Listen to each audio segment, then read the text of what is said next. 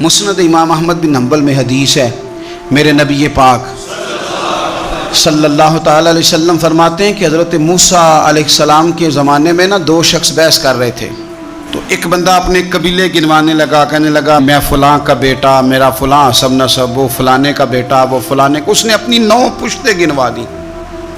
لوگ کہتے ہیں نا جی ہم جدی پشتی ہے، ہماری مسجد ہے، جدی پشتی ہے ہمارا گاؤں ہے، جدی پشتی فلاں تو جدی پشتی فلاں تو جدی پشتی ہم چلے آ رہے ہیں۔ اس نے 9 پشتیں گنوا دیں سامنے والے کو زیر کرنے کے لیے۔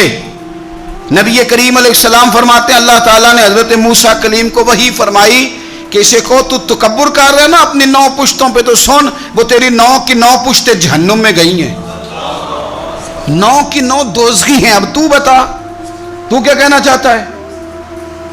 وارث شاہ مان کری نہ وارثاں دا، زندگی احتیاط کے ساتھ گزاریں، احتیاط کے ساتھ۔